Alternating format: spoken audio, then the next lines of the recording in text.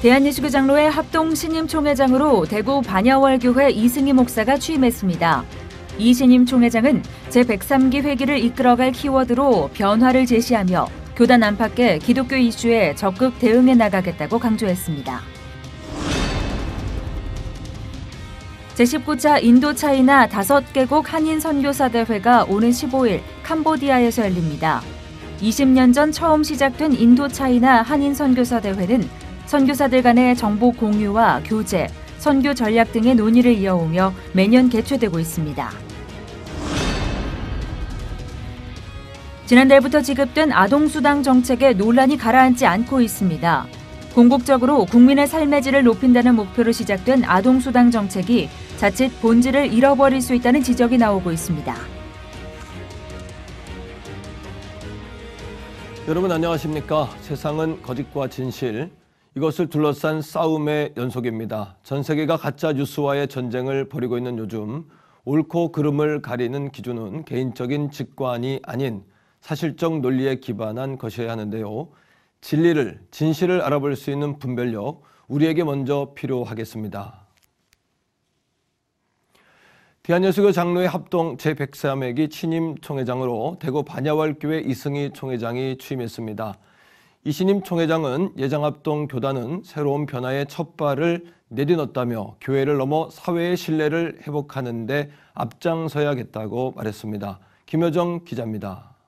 대한예수교 장로회 합동 신임 총회장으로 취임한 이승희 총회장은 개교회와 사회로부터 기독교가 지탄을 받고 있는 현 시점에서 변화를 통해 교단이 신뢰를 회복할 수 있도록 전력을 다할 것이라고 말했습니다. 우리 스스로의 이런 자정 능력을 상실한 것도 이유가 있겠고, 또 조금 넓게는 이 지금 사회적인 이 환경이 기독교를 굉장히 옥죄이는 이런 환경도 있고, 그런 이런 시점에 좀 투명하고 무엇인가 본래의 모습을 보임으로 세상으로부터도 신뢰를 회복할 수 있지 않겠나. 이 총회장은 그 변화는 지난 9월 대구 반야월교회에서 진행된 총회에서 이미 시작됐다며 아무 분쟁도 없이 예정보다 이틀이나 앞당겨 조화롭게 마무리된 총회 일정에서 교단의 잠재력을 발견할 수 있었다고 덧붙였습니다. 교단의 가장 시급한 현안으로 총신대의 정상화를 꼽았습니다. 이 총회장은 교단과 교회 내에서 문제를 풀지 못해 교육부로 해결 주체가 넘어간 현실이 조금은 안타깝지만 지금의 상황 역시 또 하나의 대안이 될 수 있을 것이라며 학생들에게 모든 초점을 맞춰 빠른 시일 내에 학교가 정상화되도록 전력을 다할 것이라고 약속했습니다. 지금 이제 관선이사가 파송이 되어져 있고 이분들과 우리 교단이 최선의 합의점을 찾아서 학생들이 학교에서 내일을 꿈꾸며 공부할 수 있는 그런 학교를 만드는 것, 그것이 아마 총회장인 저의 책임이기도 할 것이고. 이승희 총회장은 이와 함께 교회 연합사업에 대한 확고한 의지를 밝혔습니다. 그는 현재 한국교계의 가장 큰 약점은 연합하지 않는 것이라며 동성애와 이슬람 등 교회를 위협하는 요소들에 효과적으로 대응하기 위해 한국교회 전체가 하나 될 수 있도록 책임감을 가지고 연합운동에 앞장설 것이라고 강조했습니다. 개 교단별로도 정부를 향하여 목소리를 내야 되겠지만 우리 기독교계 전체가 연합해서 목소리를 낼 때 힘을 얻고 또 우리 이 교계가 얻어와야 될 것들을 얻어올 수 있다, 그런 생각을 갖기 때문에 이 총회장은 이와 함께 미래 세대를 향한 대안 마련은 예장합동뿐 아니라 한국교회 전체의 관심사라며 부총회장으로 선출된 꽃동산교회 김종준 목사, 총회 내 관련 부서의 전문가 등 교단 내 우수 인력들이 적극적으로 일할 수 있도록 최선을 다해 지원하고 현실적이고 미래지향적인 전략을 마련해 실천해 나갈 것이라고 덧붙였습니다. C채널 뉴스 김효정입니다. 이어서 그 밖에 교계 소식 전해드립니다. 서울기독청년연합회가 주최하는 2018 홀리위크 위 워십 페스티벌이 캠퍼스에 다시 복음을, 광장에 다시 예배를, 대한민국의 다시 부흥을 이라는 주제로 오는 22일 부산에 시작해 23일 광주와 25일 대전, 28일 서울광장에서 각각 진행됩니다. 주 강사로는 토론토 큰빛교회 이면수 원로 목사와 인도네시아 이용규 선교사, 신촌 아름다운 교회 이규 목사 등이 나서며 한국교회를 대표하는 영적 리더들이 등단해 나라와 민족, 다음 세대를 위한 메시지를 선포할 계획입니다. 지난 9월 27일 대회를 위한 오프닝 예배를 열고 기자들과 만난 서울기독청년연합회 최상일 대표는 화려한 예배보다는 가장 중요한 한 가지, 주님을 구하는 마음이 담긴 예배를 준비하고 있다며 이번에 진행될 집회에서는 오직 예수님 이외에 어떤 것도 남지 않을 것이라고 강조했습니다. 홀리위크는 매년 가을 대한민국의 거룩한 주간을 선포하고 구약의 무교절 축제와 느헤미야의 부흥운동, 평양 대부흥운동과 엑스폴로 74대회처럼 일주일간 모든 세대와 모든 교회가 함께 모여 기도함으로 한반도의 부흥을 경험하고 영적 절기로서 대한민국이 함께 예배하는 꿈을 이루고자 하는 운동입니다.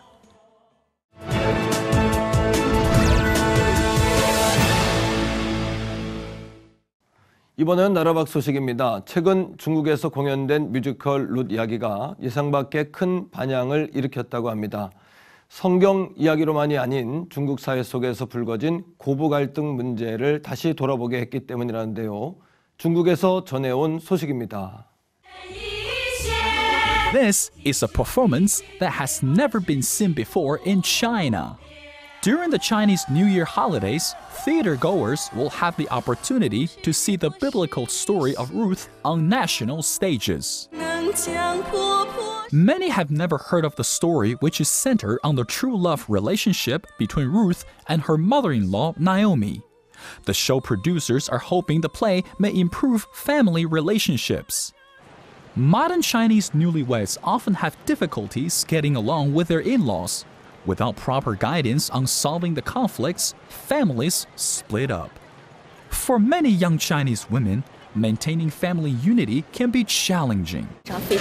As a woman, pleasing my mother-in-law is my top priority. I don't want my husband knowing his mom doesn't like me. Family strife is one of the reasons why the divorce rate in China is rising. According to a state media report, nearly 4 million couples ended their marriages in China in 2016. That's a 5.6% increase from 2014. Christians are hoping young Chinese may receive biblical guidance from attending the performance. The story shows how to maintain strong family relationships. We've worked hard to make the play biblically accurate. The younger generation enjoys the theater, and we're making efforts to make the story more relevant to them. During the production process, some of the crew members sought wisdom and guidance from the Lord. The only question I thought about the whole time was, how should we present this Christian story? I knew many broken Chinese families need to know the story. The conflicts among family members in China are greater than ever.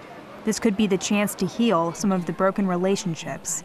I pray the Spirit could make miracles. The cast was only given 40 days to rehearse before the public opening. The directors worked hard to deliver Ruth's message in a simple way.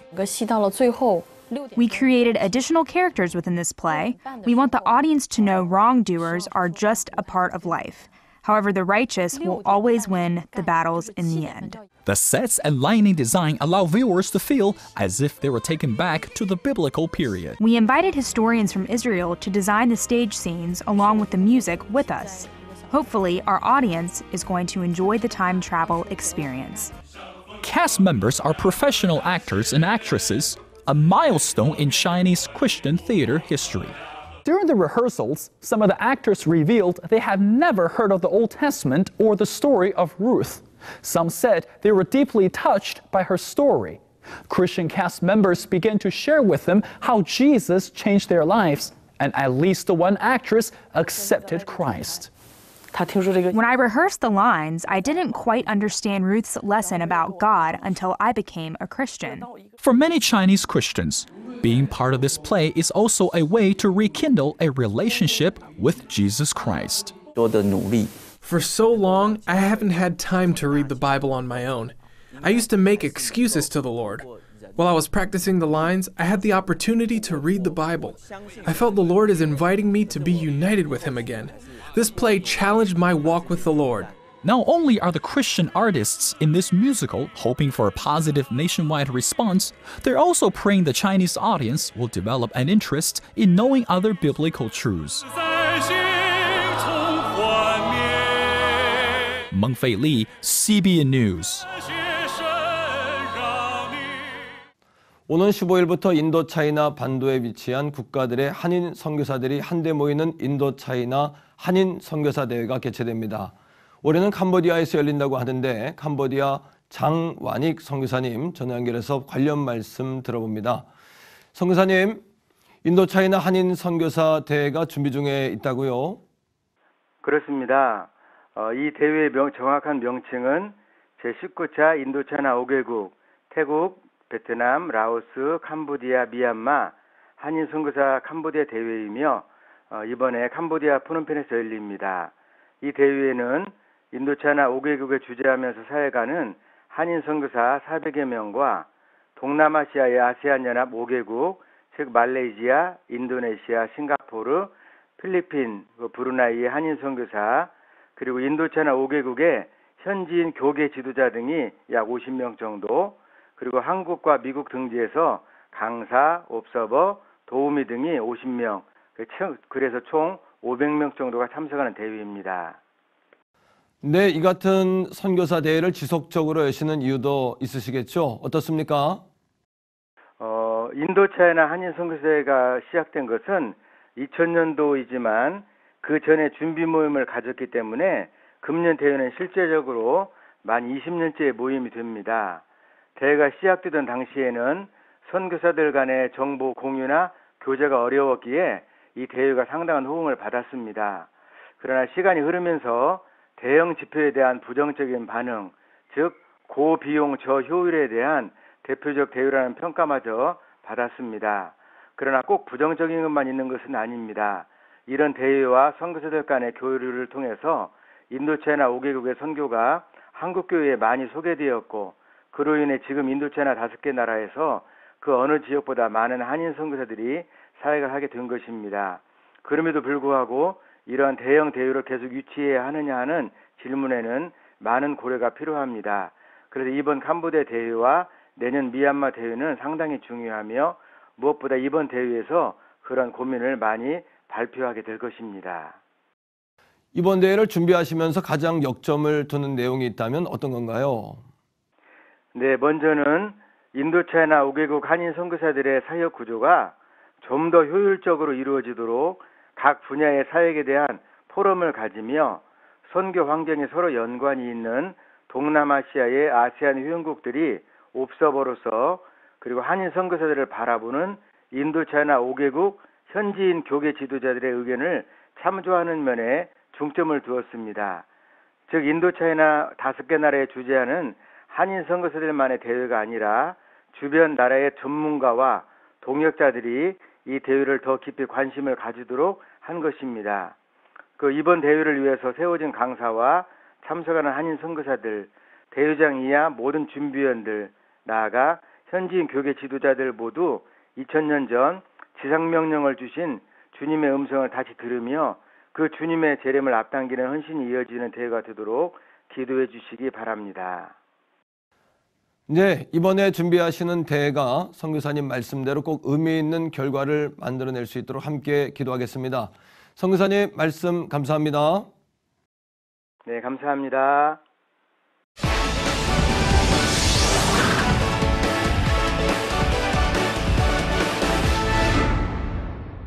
하나님의 법 세상의 법 이재만 변호사님 나오셨습니다. 변호사님 안녕하세요. 네, 안녕하세요. 매달 10만 원씩 지급되던 아동 수당이 지난달부터 이제 지자체별로 지급이 시작을 했는데요. 이 아동 수당이 어떤 것인지 좀 알려주시면 고맙겠습니다. 결국 이제 아동 수당이라는 것은 이제 아동이 있는 그 가정에 이제 매월 10만 원씩 이제 지급하겠다는 것이죠. 그런데 이제 아동 수당의 그 목적은 이제 저출산을 결국은 이제 문제가 되니까 그렇죠. 출산을 장려하는 뭐 그런 의미도 있고요. 또 하나는 이제 아동의 인권을 이제 보장해서 결국은 궁극적으로 이제 삶의 질을 높이겠다는 그런 이제 의도도 있죠. 근데 여기서 이제 제일 문제되는 것은 이 아동 수당은 이제 보편적 복지가 아니고 선별적으로 소득 상위 10%의 경우에는 배제하는 그래서 이제 소득 상위 10% 배제한 나머지 90%에게만 지급하는 이런 이제 선별적 복지라 전체 소득 상위 10%에 해당되는 가정의 아동들은 이 아동 수당을 받지 못하니까 이게 이제 왜 보편적 복지가 안 되느냐. 그래서 선별적 복지가 문제 아니냐 이래서 지금 논란이 되고 있습니다. 어차피 이제 궁극적으로는 국민의 삶의 질을 좀 높이자 뭐 이런 의미에서 시작된 건데 예. 아동 그 수당이 지급된 이후에도 예. 여러 가지 이제 잡음들이 있는 것 같습니다. 예.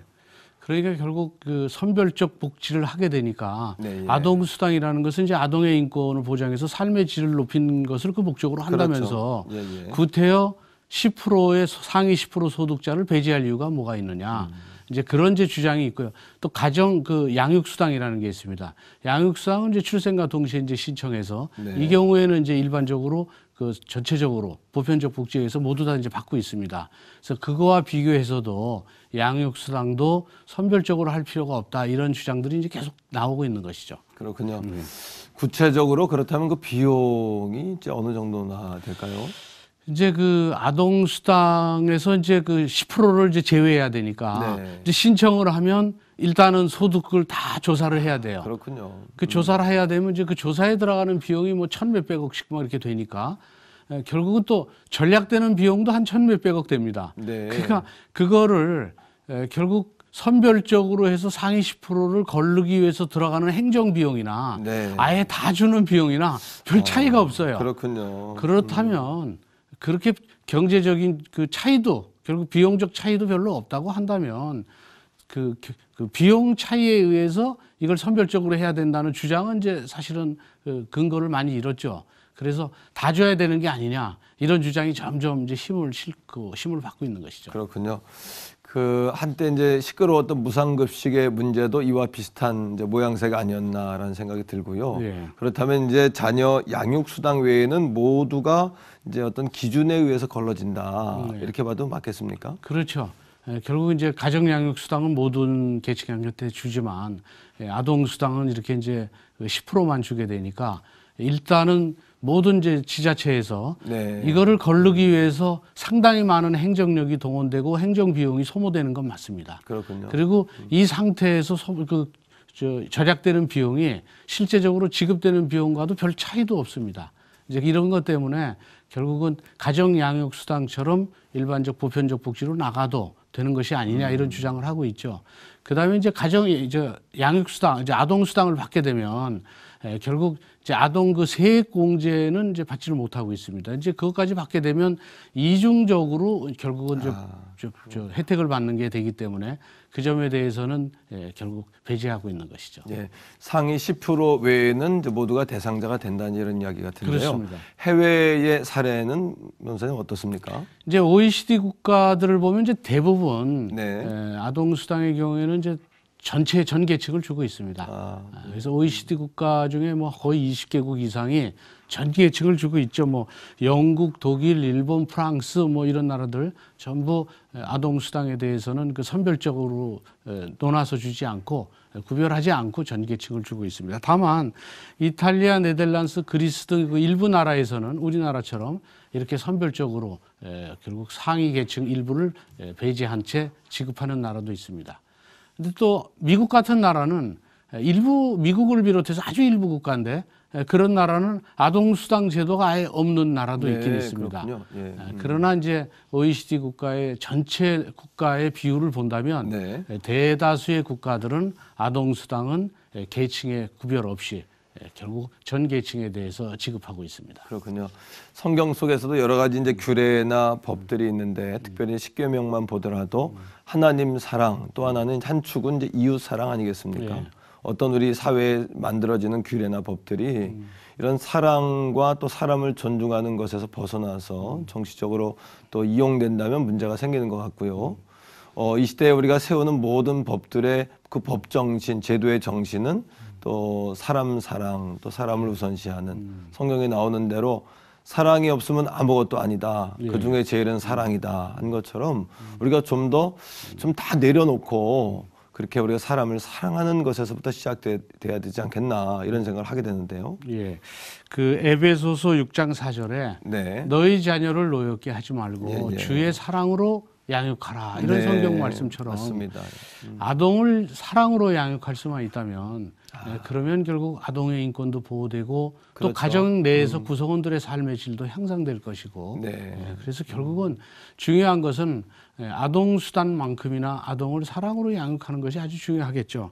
그래서 아동을 사랑으로 양육할 수 있는 여러 가지 방안 중에 하나가 이제 아동 수당이겠죠. 그렇죠. 그것이 이제 아동의 인권을 이제 보장할 수도 있고 또 아동 인권 보장이 결국 가정 구성원 전체에 대한 삶의 질의 도모에 기여할 수도 있기 때문에 네. 그래서 이런 아동을 사랑으로 양육할 수 있는 이런 여러 가지 지원 방안을 정부나 지방자치단체나 교회에서 결국 강구를 하게 된다면 그러면 아동의 인권도 보장되고 네. 가정 내에서의 삶의 질도 향상될 것이라고 봅니다. 그렇군요.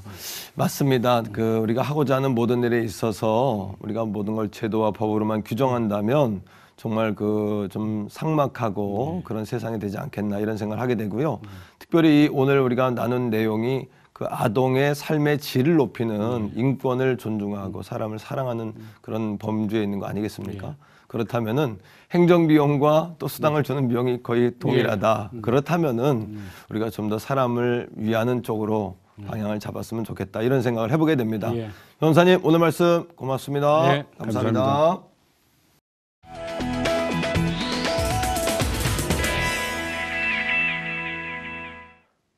어느새 10월 첫 주가 주말을 향해 가고 있습니다. 요즘 목감기로 고생하시는 분들이 많습니다.